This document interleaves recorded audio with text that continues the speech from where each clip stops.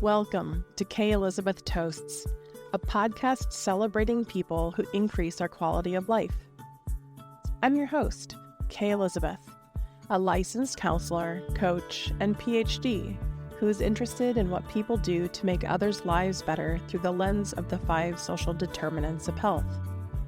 The World Health Organization says these 5 social determinants can impact up to 55% of our health outcomes. In this episode, our guest shares how they impact the social determinant of access to quality education. Give a listen if you need a dopamine hit, or if you like toast, because this toasts for you. My name is Geoffrey Fenelus. I spent the past decade or so in education. I started off as a special education teacher, then transitioned to being a dean and a basketball and football coach. I then became an assistant principal at a high-performing charter network, but I started my roots in the traditional public school system in New York City. So for me, education is a vehicle, and there are great people in all areas. I was also a school principal. I founded my own school as well. And then, after a decade or so in education, I decided to pivot away. I'm still doing work for education through consulting. I work with Dr. Anthony Muhammad, who does the most work around the country around school turnaround. I'm one of his associates, and I have my own consultant organization or firm in which I focus on helping schools with strategy, keynote speaking, etc. But my day-to-day job, which I'm extremely passionate about, that I think being an educator allowed me to be really, really good at this, is I'm currently a employee benefits and insurance advisor, where I focus specifically on the education sectors, serving traditional public schools, public charter schools, private schools, daycares, etc., with making sure that they do their best in ways by leveraging benefits to retain, attract, and keep the most valuable assets, which is their people. I come by this way of actually focusing the sentence around people, strategy, and moving organizations forward towards their potential, hence transformation. How do you do that? How do you help them retain, support, as you said, their biggest assets, their human people? I think first and foremost, the process in which I take, and one of my mentors have really taught me this, is actually keen in listening to organizations and understand where they've been and where they would like to go as relates to organization, like getting the big picture, not even talking about benefits, but talking about like who you are and why. Typically, employee benefits and benefits in general is like the second biggest budget line on people's budgets. So if that's a huge budget line, how it is leveraged and used is extremely important, because that investment can get you huge returns if done appropriately. And if not done right, that investment can feel like a waste or feel like a check mark, which does not advance your mission vision forward. So for me, how I do it is I actually sit down with organizations and I listen to, like, what is their mission? What is the vision? What's working for them? What are some challenges they're facing? What keeps them up at night? When people feel like their experience is being matched, they're able to actually contribute more, and they're not looking for another job on the side. So how does this all relate to school transformation?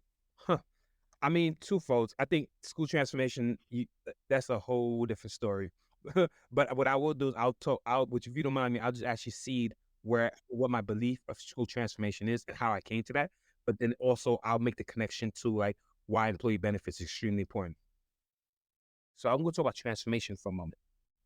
School transformation is extremely important, right? Because when we think about education in general, or organizations, because it could be education transformation or organization transformation. I actually put those in the same exact tier. Because at the end of the day, schools are typically pillars, institutions, and communities. So when they are healthy, it leaks into the community, and the community is healthy. You can't stop transformation once it seeps out. It's not like a hidden secret. I don't look at it as a school aspect. I look at it as a community aspect, and then it trickles into the larger societal impact. Give me a school that did great work. You see the community, you see that the long-term tenured impact that it had in general. So for me, when I think about transformation, I actually equate it back to organizational health. And organizational health is extremely important because of two facts. When the organization is healthy, it can do transformational things. when it's unhealthy, it can be crippling in many different ways, right? And how I want to break down, especially how it fits in schools, and this is through Dr. Anthony Muhammad. He's one of the best leaders that I know connected to school transformation. And he uses this metaphor. When you think about transformation, he equates it to soil. When you have rich soil and you put a half-bitten seed in it, it typically will grow. Soil is so rich that it's still going to grow. However, if your soil is toxic and you put the best seed in the world into it, what will happen? Nothing. We live in a world in which a large percentage of organization soils and school soils are toxic. Schools that are underperforming, not achievement. You see organizations not performing to the thing, not achieving. It's typically because the organization is not healthy and their soil is not rich. People just keep on trying to do technical change. We need to get this new payroll process. We need to get this new thingamajiggy that's going to work out. We're going to just get these new things all this time. And it's all this new thing. And then people get mad when those new things never work out because they never focus on the root cause, which is creating the conditions. So when the seed is placed, that things can grow.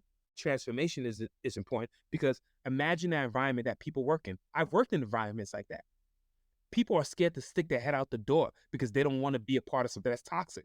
And what do you think that happens? 95% of the people that work in places, when you go back home, you take that work home trauma with you. So that anxiety, that anxiousness, that shame, that guilt leaks into your personal life, leaks into divorce rates, leaks into your kids not feeling your presence, leaks into all these things. And that's why I say organization transformation, especially in education, is extremely important because the end users, the clients are kids and their families, you and your family, administrators and their family, and it has this huge scope that's important. And if we don't actually create the conditions in education in which transformation is hugely important, then we can lose out on that. So if you go to schools and you see schools are failing, it's not that schools are failing. It's likely the organization health is not great.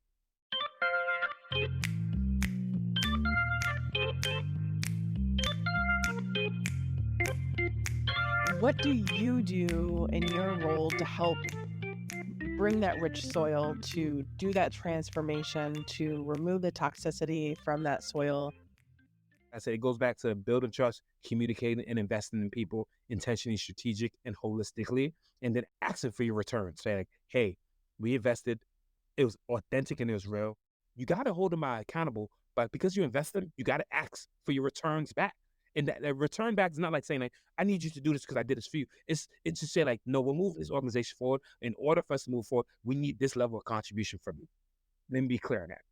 And the research has shown that typically when organizations break down is because they broke down in one of those areas. And sometimes organizations don't even get past the trust part and the communication part. One strategy that we use is honestly is do a culture audit. This is from Dr. Anthony Muhammad. He's, like I said, one of my heroes in education. This work with schools, but it's also transferable to organizations.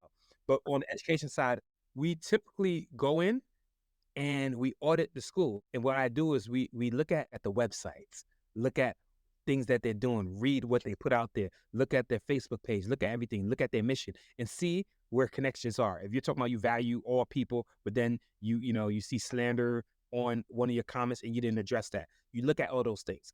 Then we inherently look at their data, like how things were over year to year. Like over the past 5 years, you said you want to have an inclusive environment where 95% of your students are African-American, but 100% of your teachers are white. How did you address that? Or do you have a strategy in place around that? And is it clear to your people and your families as well? So we check that out. Then we have interviews with people and ask them set of questions to understand where the organizations are, to see the disconnect. And then we get the whole school to do a survey that says where they think they are. And then we leverage that to present back to them to say, like, here's what we see. We see actually there's a breakdown in trust to your organization. Or we say like, hey, your culture is strong from an aesthetic standpoint, but people are saying that we don't trust leadership. And we don't trust leadership because we can't voice our opinions in honest ways. So like you need to create a system of communication and you need to build trust. And then we veer off based on what the people are saying to give them a simple strategic way to begin to improve the culture. When I went in California, it was a school district, which I was like, look, you guys are doing all this stuff right now, but people think you're doing a dog and pony show. You say what you mean what you say. So tell people, okay, we're going to send a weekly newsletter to everybody else. Here's our expectations around that. And here's where we're going to do these surveys every single quarter to check how we're doing against what we said we was going to do. So you can hold us accountable as well. You know what I mean? And they'll say, oh, no, we love your leadership. In other words, we loved your leadership, but we feel like the district, the central office, makes you change things. So the person had to communicate, you know what we're going to do? We're going to focus on these 3 priorities. And then when the central office comes, we're going to make sure these 3 priorities are aligned with them to what matters most to them and make that very transparent to them so that when they come, I'll take the heat as the principal of the school of things that didn't happen all the time when those things happen. But I need you guys to actually move these data points by 3, 4, 5%, because at least then we can leverage it and say, we've grown it, and here's our why.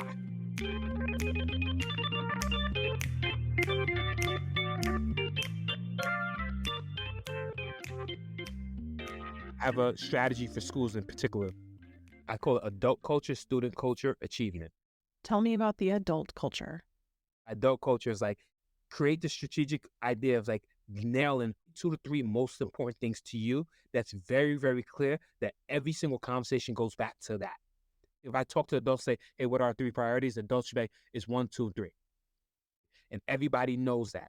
The second thing I think is really important is adults got to be comfortable being uncomfortable and being able to talk about what brings them to the work and why and where they are personally. So I like to say, share their continued leadership story within their education journey. By sharing their story, it makes people vulnerable, and it also makes people critically think about their personal experience. As a leader, you have to create the space in which people believe that is necessary. The other aspect after that, make people roll together in the same directions with the priorities as well. You have to ground everything in your mission, vision, values. Whatever you have written down, everybody needs to understand what that actually means for us this year. If your values are leadership and love, everyone needs to understand. And I think the last piece I'll mention around the adult culture is working styles. I think all too often people super forget about different working styles and why they're strengths. I'm an athlete. I used to play basketball. If I'm a great shooter, you don't want to see me in the post every single time, right? That makes sense. Let me shoot the ball. If I can handle the ball pretty well, let me handle the ball. Let me get better at that. And I think all too often organizations don't actually pinpoint what are the true strengths of people, and then sharing like how do we actually leverage these strengths to improve everybody. Okay. So for transformation, let's say that the adults do exactly what you said. They've identified 2 to 3 priorities. They make sure everyone knows what those priorities are and what they mean, what they look like. The adults are comfortable with being uncomfortable, and they also identify and take advantage of each other's strengths. So if we've got the adult culture captured, what's next? Next tier is student culture. Once you get the adult culture, right, it's like no difference between a partnership or a relationship or a marriage, right? Parents typically, when they have their, or partners, when they have their stuff thing, it trickles down to their kids. Now, when you go to student culture, which is second prong, is you need to set clear expectations for the kids, right? Like, it don't really matter. You need to set expectations that's so clear to the kids, that's honest. Like, you say, we walk on the right side of the hallway, and here's why. We'll go down stairwell B, but here's why. Like 90% of the kids will follow through, and then it allows you to then see if kids struggle in those areas. You now know that they're struggling. Now you can actually add different help. So why they struggle with that. But typically in schools, when kids don't perform well, it's literally because adults didn't set clear expectations. Yeah. The second thing is setting nurturing relationships. And that's huge because you got to be able to set nurturing relationships where, speaking and listening to students is just crucial to understanding where they come from and their why. I love that you speak in bullet points.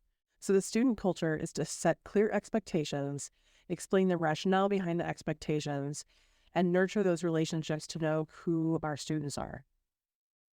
So I guess that leaves achievement.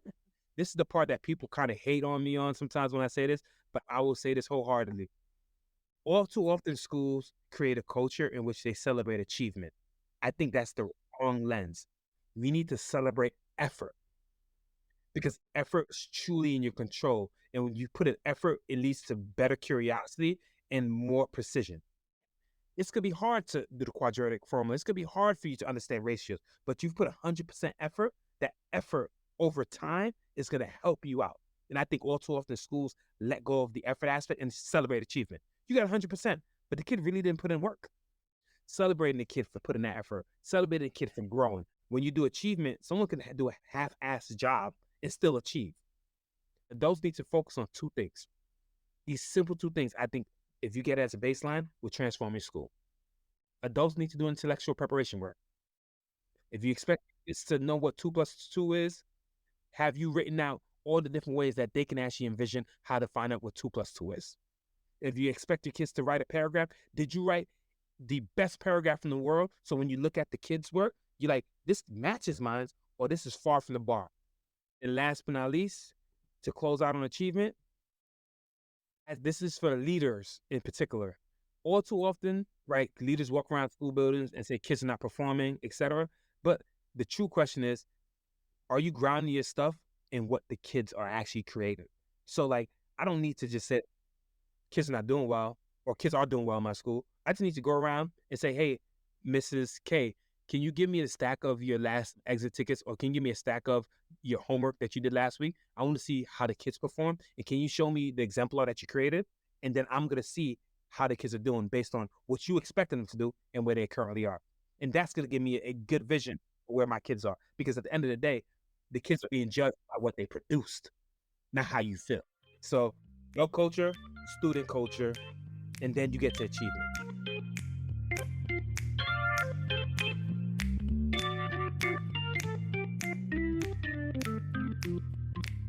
I love all of this. This is the background, the foundation, the framework by which all change can happen. Can you give an example of a time when you worked with all of those things and you saw that change? Yeah, I was a principal in a school in Red Hook. And before I took over as principal, and this is not just me, and I say before we actually took over the school, it had about 5 principals in 5 years or something like that. So it was a high turnover rate. So what happens is, I mean, the school had some phenomenal human beings, but the culture allowed them to be like fundamentalists. So when we went to that school, 70 to 75% of the adults there were vying for control because the school had some unhealthy things happen. And when I got there, I thought I was Joe Clark from Lean On Me. I thought I was going to come in there, wear my suit, give a speech, and it was a turn around. It wasn't that. What I had to do was I had to actually figure out, first of all, where was the adult culture and why was it there? Because it's easy to come into a place and blame people. I'm being real with you. But then I had to recognize it wasn't about me telling them whether they need to do their job. We had to inspire people to move in the direction and understand that they likely came from a place of hurtness and a place of expectations was not met. So they stayed in the best place that they could in their locus of control. But I still had to be the adult and lead people through that so we can do right work by kids. But we had to focus on the adult culture. At the same time, we then began to do things with the student culture, and then we did achievement. We use all these steps. That's why I believe in this, because we literally use these exact steps to transform the school. And within 2 years, we was able to get 8% proficiency growth on the state exam, which we thought at the beginning of the year, we was going to have like a 10% decrease. And then we just transformed the culture for our kids and our families, and people really loved it. I mean, I got awarded by like our state representative for like the work that we did. And we just literally seen the joy within our families. And we see the things that we would even understood would have huge impact. We invested in sports, a lot of transformative things. Our kids went to the best boarding schools. So that step actually personally worked in my life. And that's why I actually believe in transformation, because I actually went through it myself. I had to go through the process. I had to grow.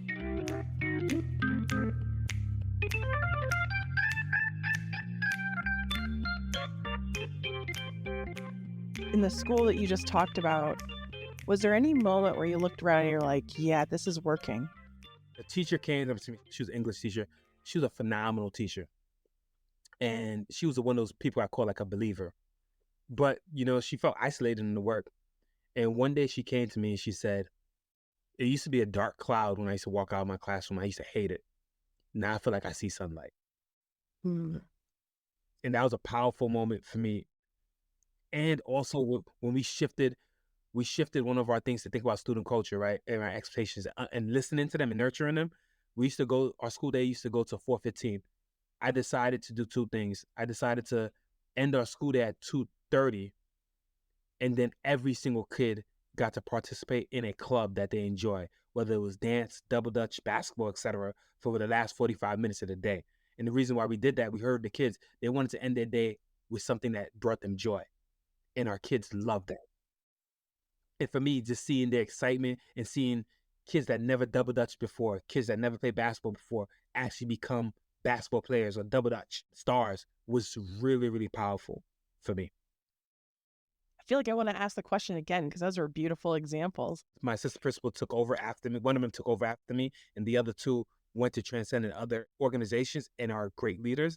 We really created conditions and culture in which we could be honest with each other, even if it was heated, and move things forward collectively. Everybody was a leader on our team. That was the third most important thing, seeing where people landed within our team later on.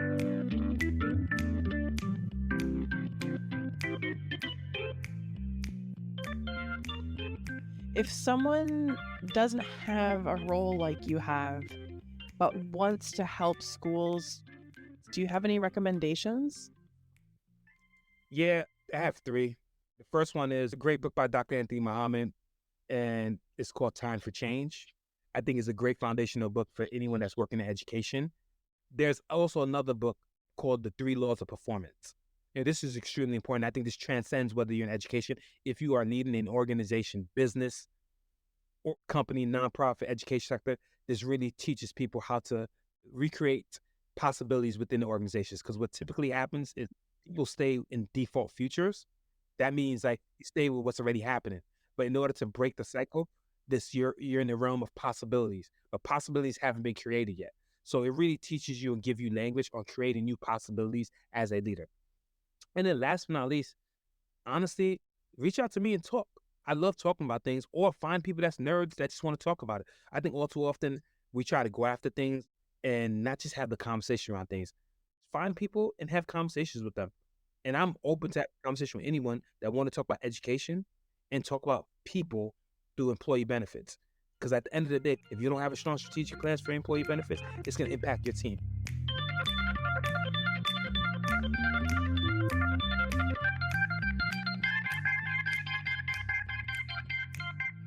Is there anyone in your life that you would like to toast and recognize for positively impacting your life?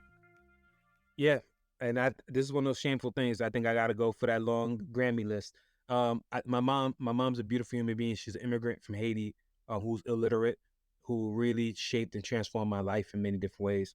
My older brother and sister Berman and my younger sister Woodland kind of inspired me just by their own personality, what drives them. My wife Ava, she's just been a rock in a deep belief in me. Transitioned out of education, moving to Indiana from Brooklyn, and she's just always been there. My two kiddos and our third extended kiddo as well. And then honestly, the people that deeply believed in me and really has been a huge piece of my journey, and I got to shout them all out. Start off with Abdul Torrance, Nick Blatchford, Ted Smith, that really garnished me as a basketball player and helped me leverage basketball as a hook to get deeply into my potential. Bob Felk, Jason Warnick, and Holly Thompson, who actually really, took me on as a jet child. And then I think last but not least, I give Paul Ashley a shout out, who really has been a mentor for me in the insurance industry, understanding employee benefits. He's definitely an expert, and he's been taking time coaching me in this new iteration, or like my second mountain, so to speak, as I'm going forward. Cheers to your mother, your brother, and your sister, your wife, your two kids, and your bonus kid, Abdul, Nick, Bob, Jason, Holly, and Paul. Who did I miss? Sounds just about right. Fantastic. Cheers to all of them. And last but not least, Geoff, cheers to you. Cheers to you for recognizing that people are the backbone of all industries, of all organizations, and the most valuable players in each industry and organization, for putting in so much time and effort to have a framework that you can go in, not only into a school, but also into insurance and say, no, we value, and I value people. I value the humans that work here. And how can we work together within your mission and your vision to serve humans and make sure that they get what they deserve and that they are also accountable as well. Cheers to you, Geoff. Thank you.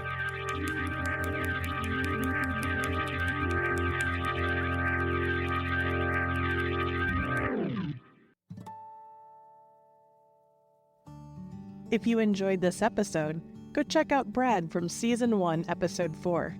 Brad recommended Geoff, and I sure am glad he did. Now it's your turn.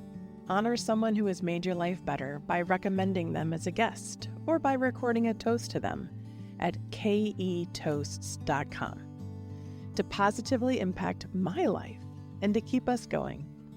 Tap the follow button, rate us using the star button, and share this episode with someone who could use some good news. Then, go toast up some bread, because every positive action is worth toasting. I'm sorry. Did I over-explain it? I talk extremely fast and I'm very redundant, so I apologize. Actually, my wife hates that. Do the little moves that matter, sir. But they said, no, man, you're invited. You could tell them Prince, Michael Jackson, Beyonce is going to be there and it will help change the school. After your first year teaching, things get better. I appreciate it. This was a great conversation. Sometimes it's therapeutic as well because, like I said, you have the imposter syndrome.